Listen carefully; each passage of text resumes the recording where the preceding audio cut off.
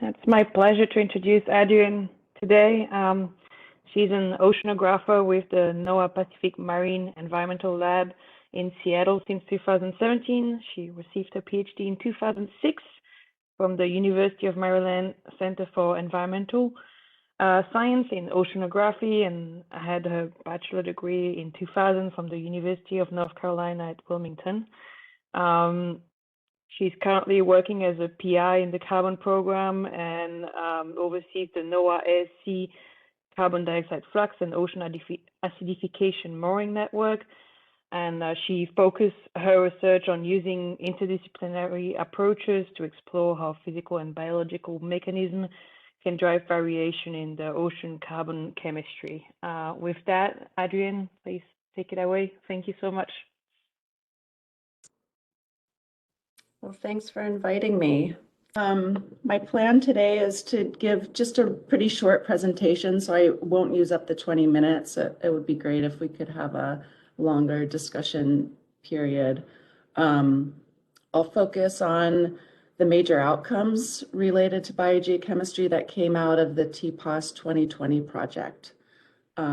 Of course, this was the work of many people, and I'll talk more about all those contributors a bit later. But this is the link to the website where all the reports that I'll be talking about today are archived. So that's where you can access those. Okay. So I'll provide a tiny bit of background on the project. I'll talk about the main biogeochemical processes that we focused on in developing recommended observations. I'll talk about those recommendations and then end with the open questions that remain and what's left to be fleshed out, which hopefully can be partially addressed during the CLIBAR workshop at the end of May, the flyer of which I'm showing here on the right. So there was a large international group involved in TPOS 2020 and an equal number of people who provided really great feedback on the 3 reports. We're currently working on incorporating community feedback on the 3rd and final report, which should be out in the next couple months. The main objectives, I'm sure many, if not all of you, have seen before, but the piece that I'm really going to be focused today is the biogeochemical component of that work. Let's see. Okay, so here are those 6 task teams on the right under the TPOS 2020 project. Pete Sutton from University of Tasmania and I co-led the biogeochemistry task team that's listed here. And there was a lot of cross-fertilization across all the task teams, but for us, particularly with the backbone task team, which was charged with developing the configuration of the observing system, and also the Eastern Pacific task team, which had interests in the OMZ and a lot of the coupled physical and biogeochemical processes that happen in the Eastern Tropical Pacific. So if you're interested in going back to the reports to look at the biogeochemistry sections, here's your cheat sheet to finding those sections. So feel free to screen grab this slide because some of these reports are quite long. So this is your easy way to find those sections.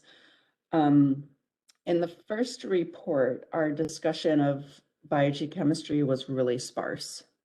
We just had some focus in some subsections, and we covered the biogeochemical observations that already existed, like surface ocean PCO2 observations from ships and buoys, and ocean color from satellites. And in that other section, 6.1.3, we we scoped out a project to determine the critical time and space scales needed to make more detailed observing recommendations. So that was really our challenge in this first report. Was there's so little biogeochemical observations in the tropical Pacific. How do we come up with those recommendations about the time and space scale to make those measurements? So between report 1 and 2, JAMSTech led a synthesis of all the carbon, oxygen, and nutrient data that had been collected in the tropical Pacific and determined those time and space scales in that paper. So that really informed report 2, where we covered biogeochemistry in much more detail, and there was Chapter 4 was dedicated to biogeochemistry, and so that is the main chapter to look at there. And biogeochemistry was also a major focus of Chapter 9, which focused on emerging technologies. One of the challenges with biogeochemistry is that biogeochemistry is not as easy and straightforward to measure as CTD measurements and a lot of other measurements that are used much more often. So we had a real focus on biogeochemistry in report 2. And then, so in the final report, which, like I said, is under revision, the current version has another short section on biogeochemistry that clarifies some of the oxygen-related recommendations we made in the second report. And it also talks about needs related to ecological observing, which we hadn't talked much about, and also needs with regards to data products.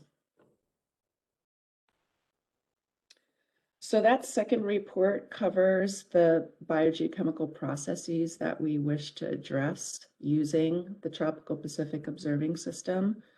Those are related to biogeochemistry and ecosystem response to climate change, how natural variability impacts the biological pump and upper ocean carbon, and how the variability of source waters impact biological and biogeochemical variability in the upper ocean. So those are really the main processes that we focused on. So the main biogeochemical recommendations to come out of these reports are to first sustain the long-term surface ocean carbon measurements made within the observing system and fill a gap in time series measurements in the Western Tropical Pacific. To maintain 124 biogeochemical Argo floats within the region, which is a number based on the globally uniform 1,000 float target proposed by BGC Argo, and an average float time of 4 years. So we basically want to maintain about 125 floats in the region. We recommend reinstating CTD casts at the mooring sites. This used to be done on the tow array, where every time a mooring was recovered and redeployed, CTD casts were done on the ship. And we're also recommending the collection of bottle samples for biogeochemical parameters, specifically to make sure that we're collecting validation samples for the biogeochemical floats and other autonomous platforms in the region. So given input from the community that in addition to the spatially distributed oxygen sensors on floats, there's also a need for fixed time series oxygen measurements on moorings. So we recommended a pilot study along the 95 line, 95 West, to determine the best technologies to do that. And then we recommended continued advocacy for ocean color satellite missions. All right, that's my slide with too much text.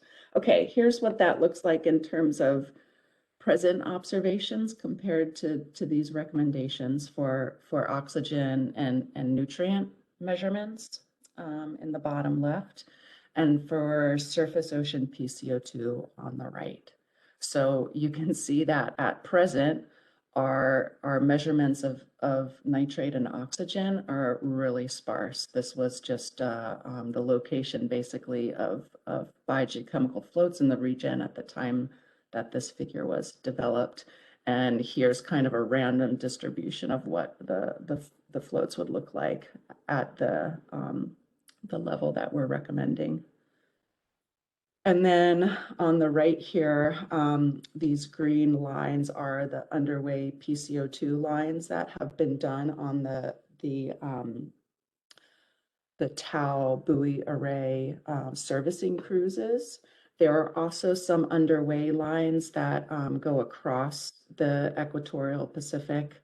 And then there's another time series line that's done in the Western Pacific that aren't shown on this particular slide.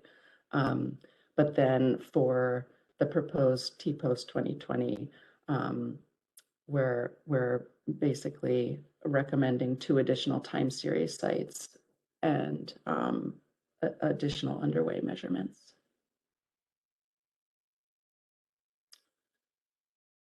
Okay, so what's left to be fleshed out? Well, all along, we've acknowledged that for the major processes, we want to constrain that I showed in this slide earlier. Sustained observations aren't enough. We're going to need process studies as well. We've also been testing new technologies like uncrewed surface vehicles that should continue to be evaluated for incorporating into the observing system. So this was one of the important concepts that came up during this process that built into the observing system. We need that continued evaluation. I also wanted to mention that the pilot study at 95 West that we recommended is another example of that technology evaluation. One discussion that came up during the process was, do we deploy an oxygen sensor on every CTD on the mooring line, which is hundreds, right, of CTDs, or do we replace all of those sensors with one sensor package on a profiler on the mooring line? Which strategy is better for biogeochemistry, but also for collecting temperature and salinity profile data as well. And then our task team was really focused on lower trophic level observations. A lot of that had to do with the state of the ecological EOVs that Goose was working on at the time, but there is definitely a need for a continued effort devoted to integrating those observations in the future. So the workshop in May, I think, will be a really great opportunity to make some progress on some of those items. And the focus of the workshop is basically the processes driving interaction between the atmosphere and the upper oceans, and what that interaction what processes ends up being impacted by that air-sea interaction. And the goal is to bring together experts across disciplines, so atmospheric scientists and oceanographers, observationalists and modelers, while bridging topics of physics and biogeochemistry. And I think a a prime example for this for biogeochemistry, which came up a lot during TPOS 2020, is the complexity of processes that impact subseasonal to decadal variability in equatorial upwelling and mixing, and how that impacts the upper ocean carbon budget, biological production, the OMZ, the oxygen minimum zone. So those are the kind of topics that we really need to flesh out a bit more. And we're just finalizing the agenda for the workshop, which will be posted soon, but there is time to provide input if there are topics that you'd really like to discuss. I'll be moderating one of the biogeochemical panels, so this is a good time to feed me some information on what you think would be good to address during the workshop. And that was my last slide. So yeah, I'd be happy to answer questions and talk about the workshop a bit more that's coming up. Great, thank you, Adrienne. So we'll take the next 11 minutes or so for questions. So if you have a question, use the raise your hand button, or you can type it into the chat box. I see a question from Shane. Go ahead. Hello, can you hear me? Yes. Hello. Hi, Adrienne. Thank you very much for your talk today. So it's a little bit of a naive question coming from a physical oceanographer that hasn't looked in the tropical Pacific at all. But I'm just wondering right now, in terms of our understanding of VGC processes and ecosystems, I suspect, El Nino has a dramatic impact or a very large impact. Are we able to detect impacts beyond ENSO, maybe related to global climate change? Or are we still at the stage of trying to understand, the impact of ENSO with the current observations that we have? Yeah, great question. I think it varies depending on what part of biogeochemistry you're talking about. But like for carbon, so I'm most familiar with with CO2 flux out of the tropical Pacific, and the processes that impact that process. So ENSO, we have a pretty good constraint on how ENSO impacts CO2 outgassing from the tropical Pacific, and that signal from the tropical Pacific of CO2 flux is the largest natural variability to the global ocean CO2 flux. So it's a really important thing for us to constrain, and we do a pretty good job doing that. We have a long enough time series in the tropical Pacific that where we can detect decadal variability in that CO2 flux signal. And we are seeing a long-term trend over time, but that trend is very much impacted by the decadal variability as well. So it is hard to tease out what's decadal variability and what's long-term change for carbon. So I think that's an example of the process that we can constrain the best with our current observations. When it comes to changes in the oxygen minimum zone over time, I think that we have limited observations on that. Anything when it comes to biological, we have seen ENSO impacts on biological productivity, but I think anything longer term than that, we really don't understand. So there's a lot of work to be done on the biogeochemical side.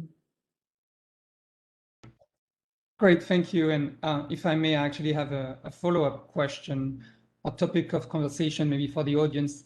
I admit that I haven't read all the reports or the latest one, but I was just wondering if with the proposed observations, the proposed new observations, there must be a plan to maybe detect the changing characteristics of enzo, maybe because of climate change. Yeah, is that the plan? I'm sure. Yeah, that was part of the discussion too, was to understand how enzo is changing over time, for sure. That is one of the objectives overall of TPOS 2020. Awesome, thank you very much. Yeah. Other questions for Adrienne? I see Allison Gray says, thanks, Adrienne. I was wondering if there are efforts to use the OCO satellites to understand carbon processes in the tropical Pacific. Yeah, another great question. We do mention OCO in the report. It didn't end up in one of our official recommendations, but we did, similar to our language around supporting the idea of maintaining ocean color satellites. We also made a similar statement about OCO satellite measurements too. There was a paper that Abhishek Chatterjee led a few years ago that really focused on how enzo impacted outgassing of CO2 from the tropical Pacific, and they could detect that response from the OCO satellite measurements. So that was a really good example of how that can be used. Yeah, and OCO is atmospheric column CO2 measurements, and they could detect a change in atmospheric CO2 during an enzo. Right, I see Janet, you have your hand raised. Yes, that was a great talk, Adrienne. Thanks for giving us that overview and everything. I wondered whether you could, and you talked a little bit, but how can you tell us about the implementation of the BGC and how and what sort of order and timeline you see for that? In terms of the implementation of the observing system, in terms of the implementation of the BGC specific part, like there was the recommendation for the 95 West, and the floats I know are going ahead, and I just wanted to know, just in general, for the recommendations, how are there plans for implementation? Yeah, good question. I think there's a lot of coordination to be done on that end. Now that the 2020 project is done, the implementation phase is just beginning, and I probably won't be probably will step out of that process, and hopefully others will step into what the implementation looks like. But I think that these recommendations are at least within NOAA. What I can say within NOAA is that they are being looked at and kind of coordinated with the larger global scale biogeochemical Argo plans that are in the works too. So I don't know specifically how that rollout is going to happen, but I know that those conversations are happening. Great, thank you. We have a question in the chat box by Yasir Edabar. Great talk, Adrienne. Thank you for your leadership on this work. Is there a framework in place or planned for using BGC Argo data by the community? For example, will there be BGC data assimilation efforts dedicated to the tropical Pacific?